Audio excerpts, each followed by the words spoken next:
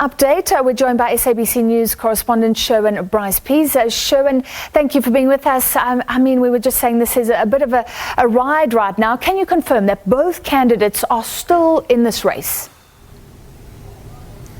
It's a bumpy ride, but they're both in this race. But it's still advantage Biden, pretty much where we were yesterday, Francis. I'll just give you the latest numbers. Biden at 264. We've included the Associated Press and Fox News calling the state of Arizona with its 11 electoral college votes for Biden. Some other news organizations, the New York Times, CNN, for example, had that number at 253. So we've put an asterisk next to it because there's still a few 100,000 votes, 450 at the last count, 1,000 votes to come in Arizona. But the Fox News analysts and the Associated Press analysts are adamant that their predictions, their projections are correct based on the counties that are still to come in. And of course, this trend we are seeing in all the swing states that are outstanding. I'll step away here: Georgia, North Carolina, Pennsylvania, and of course Alaska over there, that will go to Donald Trump, no doubt, because that's a heavily leaning Republican state.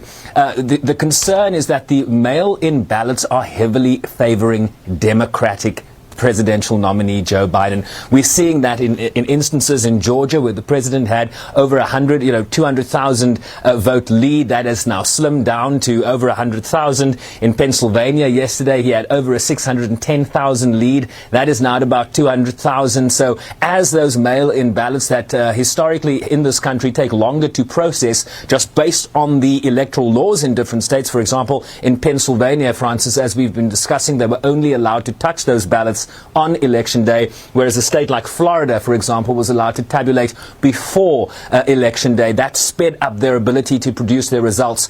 So the trend lines we are seeing here tends to favor the Democratic candidate that just needs either, depending on whose analyses you are looking at, 6 electoral college votes, and that can come from the state of Nevada. We're expecting an announcement from there in about an hour's time. They haven't updated their data in the last 24 hours, so we are eagerly anticipating what electoral officials in that state will tell us as to what's outstanding, what the number of votes are outstanding, from which counties they come from. We understand it's going to be from an element to the east of Nevada, a region called where Reno is. It's a gambling city, and of course down south here in Las Vegas, which is very unionized, and the unions tend to favor the Democratic candidate. And of course a lot of Democrats in this election, based on appeals from the Democratic Party, have voted by absentee ballot and mail-in ballot in this election, Francis. All right, so Sherwin, let's take this further. Say Nevada comes in and Joe Biden gets to 270 or above, then we have a winner, but it also has an asterisk next to it, or a question mark, because of the Trump legal challenges. Is that how you see it? We will still have to wait and see.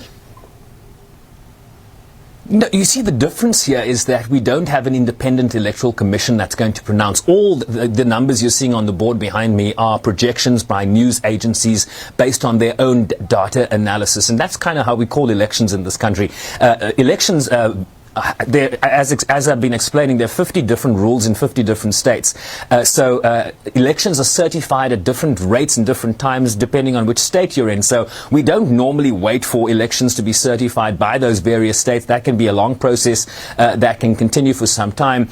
Generally, we go by virtue of what the consensus is from the news media in terms of what they are seeing in terms of their analysis in those states. So if Joe Biden, if a consensus is reached by the news organizations that call these elections, Joe Biden will come out and claim victory. Remember, he hasn't done that yet. The President of the United States, with 214 electoral college votes, essentially what he requires to do to win this election, Francis, is to clean up in Georgia, clean up in North Carolina and Pennsylvania, and then take Nevada or Arizona, where he is trailing Joe Biden right now, and where his lead here is being diminished. So, in terms of a Biden presidency, whether there are lawsuits or not, Biden, though, it will come out and claim victory if the news organizations reach a consensus about whether he's won or not. All right, Sherwin, just tell us about the mood today. Reports of the first protests, people not happy with Trump declaring victory. Just tell us what's happening, sort of, if we move away from the actual counting and the polls.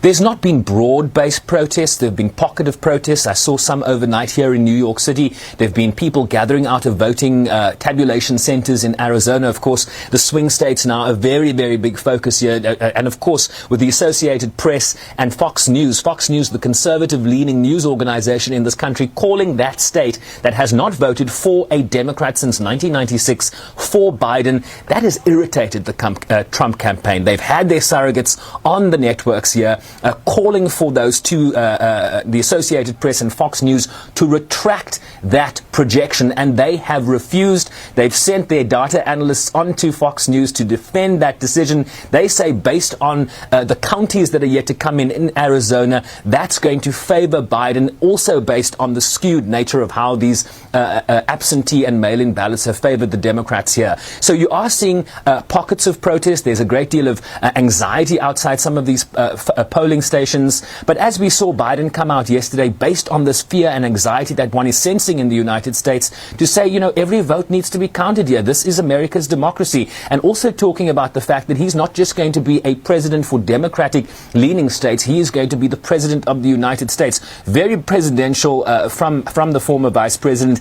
And talking also, Francis, about how they believe, based on their internal data, that he has the votes here to get beyond 270. And remember, both can't get beyond 270. We've heard the president claim victory early on Tuesday night, before any of the numbers were certified, or certainly a majority of states had declared who was leaning which way. And that has certainly spurred some of the president's supporters to feel that there is some sort of nefarious ongoings behind closed doors here by Democrats. So, the country really needs leadership in these times, but we are seeing that perhaps more from one side than the other here, as you see now these lawsuits emanating from the Trump campaign. And when did they start to emerge, Francis? When the blue wall was resurrected. The blue wall that won Donald Trump this presidency, Michigan, Wisconsin, and Minnesota. The minute those three states went, suddenly we heard that Rudy Giuliani, the president's personal lawyer, was flying to Pennsylvania, casting aspersions on the process in Pennsylvania.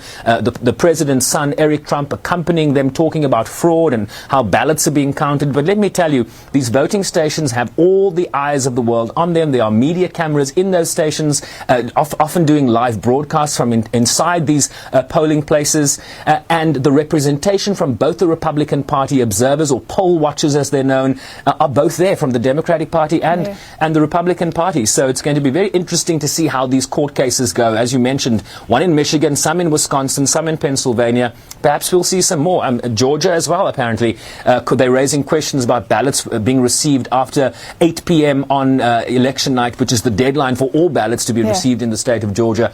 But that's also a Republican-controlled state. So it's, the Republican president suing the Republican Party. Where he's winning. All right, Sherwin, this is fascinating. Hopefully Nevada comes in, and we'll chat to you again after 8 o'clock. We'll bring you a full panel discussion and see where we are in terms of the U.S. elections. SABC News Correspondent there, Sherwin Byce-Pease.